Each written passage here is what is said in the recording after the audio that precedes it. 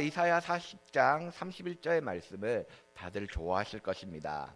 오직 여호와를 앙망하는 자는 새 힘을 얻으리니 독수리가 날개치며 올라감 같을 것이요 다른 박질하여도 곤비하지 아니하겠고 걸어가도 피곤하지 아니하리로다. 아멘. 가끔 우리는 지치고 힘들 때 이 말씀을 의지하기도 합니다. 또한 때로는 이 말씀을 보면서 내가 얼마나 여호와를 앙망하지 않기에 나는 이렇게 피곤하고 힘들까, 지칠까 그런 고민을 하실 때도 있을 것입니다. 그러나 하나님께서는 우리에게 새 힘을 주신다라고 말씀하고 계십니다. 하나님께서 우리에게 새 힘을 주시고 우리는 그 새 힘으로 독수리가 날개치며 올라가는 것 같은 새 힘을 허락해 주시겠다라고 말씀하고 계십니다.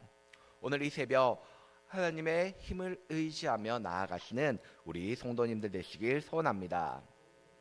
그러나 오늘 말씀 가운데는 지치고 힘든 사람이 등장하고 있습니다. 그 사람은 바로 엘리야입니다. 오늘 우리는 이 엘리야의 모습을 통하여서 왜 그는 이렇게 지쳐 있고 또한 그랬을 때 하나님은 우리에게 어떤 은혜를 베풀어 주시는지 오늘 말씀을 통해 살펴보려고 합니다. 엘리야를 통하여서 하나님께서는 북이스라엘의 우상 숭배가 없어지길 원하셨습니다. 그래서 가뭄이 있게 하고 엘리야를 통하여서 바알의 선지자들을 처단하셨습니다. 그리고 완전한 승리 이후 가뭄이 그치고 비까지도 오게 되었습니다. 무려 3년 6개월이나 오지 않던 비가 이스라엘 가운데 허락하게 된 것입니다. 문제는 그 다음입니다. 우리가 잘 알고 있는 영웅의 이야기, 영웅의 서사시라면 이제 어떤 장면이 나와야 됩니까? 엘리야는 이제 승리하여서 그 가운데 어떤 대적도 상대할 수 없을 정도로 강력해지는 것이 우리가 알고 있는 영웅의 이야기일 것입니다. 그러나 성경은 영웅의 이야기가 아닙니다. 하나님의 이야기이며 사람의 인생에 대하여서 이야기하고 있는 책입니다. 그러다 보니 성경은 어떻게 이야기하고 있습니까? 그는 그 가운데 다시 한 번 더 패배를 경험하고 도망치고 있는 장면이 오늘 우리가 읽은 열왕기상 19장의 이야기입니다. 오늘 엘리야에게 위기가 찾아왔습니다. 바알의 선지자를 죽인 일이 이세벨에게 들렸고 이세벨은 사신을 보내어 내일 이맘때에는 반드시 내 생명을 저 사람 중에 한 사람과 같게 하겠다라고 이야기하고 있습니다. 이 얼마나 무서운 협박입니까? 한마디로 너를 죽여버리겠다라는 이야기지 않습니까? 분명 물을 흠뻑 적신 제단에 불을 내렸고 3년 6개월의 가뭄을 해결하였던 엘리야는 그 모든 문제를 또한 함께 해결해야 될 것 같은 우리의 생각이지 않습니까? 그런데 그는 어떻습니까? 도망가고 있습니다. 오늘 3절에 보면 그가 그냥 도망가는 것이 아님을 우리는 발견할 수 있습니다.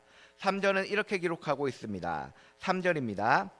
그가 이 형편을 보고 일어나 자기의 생명을 위해 도망하여 유다에 속한 브엘세바에 이르러 자기의 사안을 그곳에 머물게 하고 오늘 그는 도망가고 있습니다. 그것도 이스라엘에서 브엘세바까지 도망가고 있는 것입니다. 이스라엘은 북이스라엘에 있고 오늘 브엘세바는 남유다에 있습니다. 그 거리는 약 140km나 되는 거리입니다. 당시에 차가 있었던 것도 아니고 오늘 엘리야가 말을 타고 다니는 것도 아닙니다. 걸어서 140km나 그는 도망간 것입니다. 그런데 거기서 멈추지 않았습니다. 광야길로 하루쯤 더 갔다라고 성경은 기록하고 있습니다. 그가 얼마나 멀리 도망갔는지에 대해서 기록하고 있습니다. 분명한 것은 하나님의 말씀을 대언하였고 또한 하나님의 기적을 일으켰습니다. 그 제단을 불로 말갛게 태운 엘리야입니다. 또한 그가 말한 대로 하나님께서는 그 가운데 3년 6개월의 가뭄을 끝내는 비까지도 허락하셨습니다. 그렇다면 어떻게 해야 되겠습니까? 담대하게 이세벨과 맞서 싸워야 될 것이 아닙니까? 그런데 그는 도망가고 있습니다. 그리고 그는 도망가고 결국 로뎀나무 아래에 앉아서 자기가 죽기를 원하고 있습니다. 여호와여 넉넉하오니 지금 내 생명을 거두시옵소서. 나는 내 조상들보다 낫지 못하니이다. 분명 18장에 나오는 엘리야라면 승리하는 엘리야이지 않습니까? 강하고 담대한 사람이지 않습니까? 하나님의 말씀을 대언하였고 바알의 선지자를 모두 죽여버렸습니다. 3년 6개월 안에 기석되었던 가문까지도 모두 해결한 사람입니다. 그런 엘리야와 오늘 19장에 나오는 엘리야와 너무나도 다르지 않습니까? 그런데 중요한 것은 무엇입니까? 이 엘리야의 모습이 우리의 모습과 닮아 있다라는 것입니다. 우리 역시도 어떻습니까? 기도 가운데 하나님의 은혜를 체험하고 하나님을 만났습니다. 하나님의 거룩하심을 선포하였고 하나님의 사랑을 체험하였습니다. 이제 모든 것을 다 할 수 있을 것 같습니다. 왠지 이 산을 보고 저 산으로 옮기라고 한다면 그것이 이루어질 것 같습니다. 그런데 우리의 모습은 어떻습니까? 교회 생활에 지치고 봉사에 지칩니다. 사람들의 모습에 지쳐서 아무것도 할 수 없다라고 말하는 우리의 모습이진 않습니까? 그래서인지 야고보서 5장 17절 초반에는 이렇게 기록합니다. 엘리야는 우리와 성정이 같은 사람이로되. 이것이 무슨 말입니까? 그 역시도 지칠 수 있고 어려운 상황 가운데 낭망할 수밖에 없는 존재라는 것입니다. 오늘 우리도 똑같습니다. 우리도 하나님의 은혜를 체험하였고 하나님의 주신 그 사랑 가운데 살아간다라고 고백하며 나아가고 있지만 때로는 어렵고 힘든 순간이 있을 때 넘어지고 낙심하는 것이 우리의 모습이지 않습니까? 그것이 바로 인생의 본래 모습이라고 성경은 기록하고 있는 것이지 않습니까? 심지어는 성경의 위대한 인물들도 그런 경험이 있다라는 것입니다. 바울은 뭐라고 이야기합니까?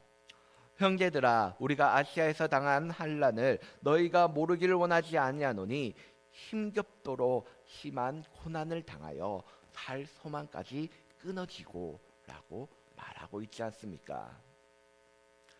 이것이 연약한 인생의 모습이라는 것입니다. 이렇게 연약한 모습이지만 하나님께서는 어떻게 하십니까? 하나님께서는 천사를 보내어 주셨다라고 성경은 기록하고 있습니다. 엘리야가 하나님께 죽여달라고 한 그 로뎀나무 아래서 누워 잘 때 하나님께서는 천사를 보내주십니다. 그리고 그를 어루만지며 일어나 먹으라고 이야기하십니다. 구운 떡과 물 한 병을 주셨습니다. 그런데 그것에서 끝나는 것이 아닙니다.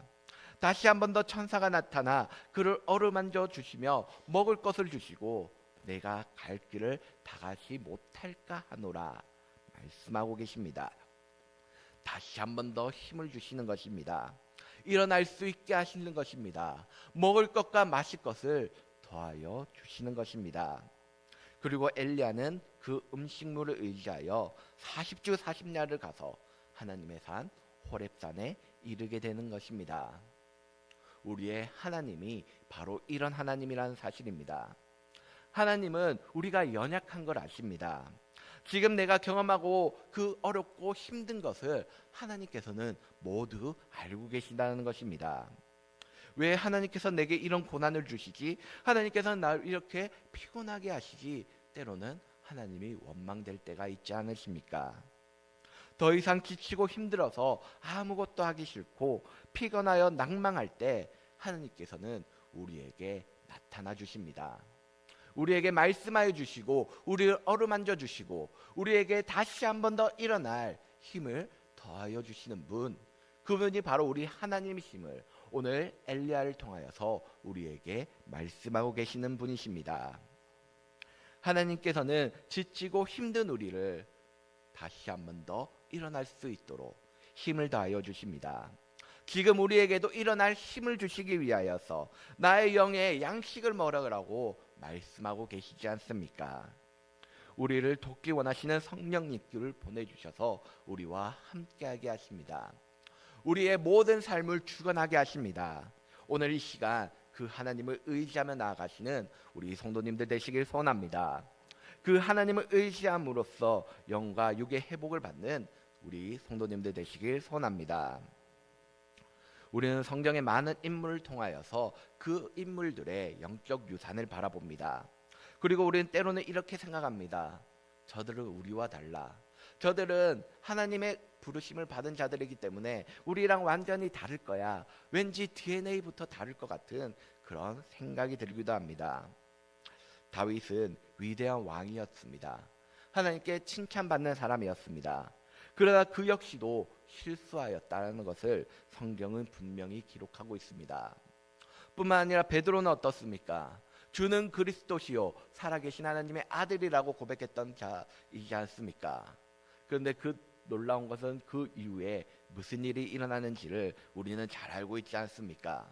하나님의 칭찬을 받았지만 그 후 바로 그는 사탄이라고 예수님께 책망 들었지 않습니까?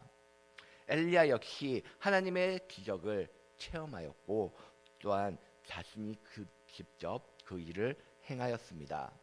그러나 목숨의 위기의 순간 낙심하며 도망가고 있는 자의 모습을 보여주고 있습니다. 그렇다면 그들과 우리의 차이는 무엇이겠습니까? 다윗은 하나님 앞에 다시 회개하며 나아갔습니다. 베드로도 역시 그 후에 예수님을 부인하기도 했지만 결국 하나님을 전하다가 순교까지 했다라는 것을 우리는 너무나도 잘 알고 있지 않습니까? 엘리야 역시 그 광야 가운데 죽기를 원하였지만 결국 하나님을 의지하여 호렙산까지 이르게 되었고 하나님의 뜻 가운데 엘리사를 세우게 되는 놀라운 일이 오늘 19장에 등장하고 있지 않습니까? 그들은 잠시 지치고 힘들어서 하나님을 잊고 다시 넘어지는 것 같았습니다. 그러나 하나님을 다시 한 번 더 찾고 부르짖었다라는 것입니다. 그 실수의 계기로 다시 한 번 더 일어날 힘을 얻게 되었고 다시 한 번 더 하나님을 의지하며 살아갔다라는 것입니다. 1914년 영국 탐험가 어네스트 세클턴은 대원 27명과 함께 남극 대륙을 횡단하기 위해 나갔다고 합니다. 그러나 남극해는 너무나도 단단한 얼음과 또한 그 얼음으로 인해 배가 갇히면서 10개월이나 그곳 가운데 갇혀 있었다라고 합니다. 결국 배는 파손되었고 침몰하기 일보 직전에 치명적인 실패와 좌절의 순간을 그는 맞이하였습니다. 영하 30도가 넘는 절망의 그 광야 가운데 하나님께서는 그를 위하여 펭귄이나 물개와 같은 그런 먹거리를 제공하여 주셨다고 합니다. 그는 결국 남극 대륙 횡단 자체는 실패하였습니다. 그러나 27명의 대원은 모두 무사히 귀환할 수 있었습니다. 그는 훗날 이렇게 고백합니다. 길고도 험하였던 여정의 마지막 단계인 얼음산을 넘을 때 우리의 인행은 분명히 3명이었는데 난 4명처럼 느껴졌다. 이상하게 생각돼 동료들에게 물으니 그들도 그렇게 느꼈다는 것이다. 그 힘들고 어려웠던 여행 내내 하나님이 우리와 동행하셨음을 나는 믿는다 라고 고백합니다. 이후 그는 위대한 실패자라는 이름을 얻게 됩니다. 사람의 눈에는 그 남극 대륙의 횡단이 실패한 것 같습니다. 그러나 하나님께서는 그와 함께 하시며 그를 보호해 주셨습니다. 오늘 이 새벽 우리에게도 동일하게 일하고 계십니다. 하나님께서 우리에게 동일하게 함께하고 계십니다. 오늘 하루 우리는 지치고 힘들 수 있습니다. 여러 가지 세상의 일로 또한 가정의 일로 또한 여러 가지 사람 관계의 일로 어려울 수 있습니다. 그러나 하나님께서는 우리와 함께 하시며 우리를 어루만지시며 우리에게 먹을 것을 주시며 힘을 내라고 말씀하고 계십니다. 오늘 엘리야가 다시 한 번 더 그것을 의지하며 나아갔던 것처럼 오늘 이 새벽 하나님의 은혜를 경험하며 은혜 가운데 나아가서 그 가운데 결국 다시 한 번 더 승리를 얻게 되는 우리 신영교회 모든 성도님들 되시길 소원합니다. 기도하겠습니다. 하나님 아버지, 은혜를 감사드립니다. 우리는 지치고 힘들고 또한 때로는 낙심이 됩니다. 왜 하나님께서는 나에게 이런 일을 허락하셨는지 원망이 될 때도 있습니다. 그러나 하나님 아버지, 하나님께서는 우리를 놓지 않고 계심을 또한 고백하며 나아갑니다. 오늘 엘리야에게 행하셨던 것처럼 우리가 낙심하고 쓰러질 때 다가와 주시고 또한 우리의 손을 잡아주시고 우리를 어루만져 주시옵소서. 주님께서 우리의 영을 먹이시고 우리가 그 힘으로 다시 한 번 더 하나님의 일을 감당하는 우리 신영교회 모든 성도님들 되게 하여 주시옵소서. 이 시간 주님 앞에 예물 올려드립니다. 이 예물을 통하여 주님의 나라가 선포되게 하여 주시고 또한 이 예물에 적힌 모든 기도의 제목들 하나하나 주님께서 연락하여 주시고 그 기도의 제목 가운데 응답하여 주시옵소서. 오늘 하루 살아갈 동안 오직 주님만을 의지하며 주님만을 동행하며 나아갈 수 있는 우리 모든 성도님들 되게 하여 주시옵소서. 주님께서 우리와 함께 계심을 믿으며 이 모든 말씀 예수 그리스도 이름으로 기도드립니다. 아멘.